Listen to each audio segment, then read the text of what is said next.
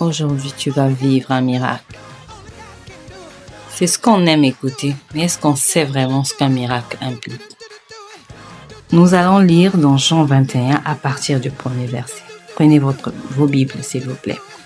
Après cela, Jésus se montra encore aux disciples sur les bords de la mer de Tibériade. Et voici de quelle manière il se montra.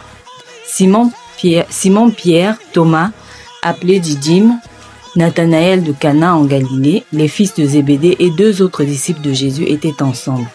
Simon Pierre leur dit, je vais pêcher. Ils lui dirent, nous allons aussi avec toi. Ils sortirent et montèrent dans une barque et cette nuit-là, ils ne prirent rien. Le matin étant venu, Jésus se trouva sur le rivage, mais les disciples ne savaient pas que c'était Jésus. Jésus leur dit, enfants, n'avez-vous rien à manger? Ils lui répondirent, non.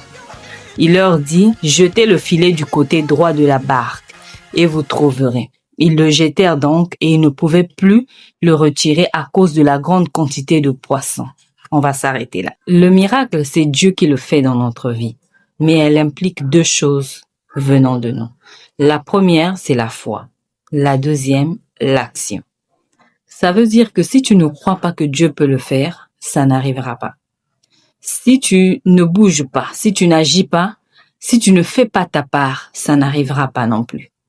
La Bible nous dit que lorsque Jésus a demandé de quoi manger aux disciples, ils ont dit qu'ils n'avaient rien parce que toute la nuit, ils n'ont pu rien pêcher.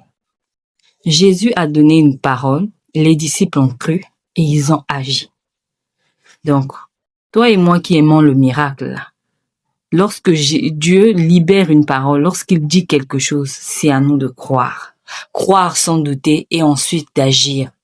Parce que même si les disciples avaient cru en la parole de Jésus, s'ils n'avaient pas jeté le filet, s'ils n'avaient pas posé cette action-là, ils n'auraient pas eu de pêche miraculeuse.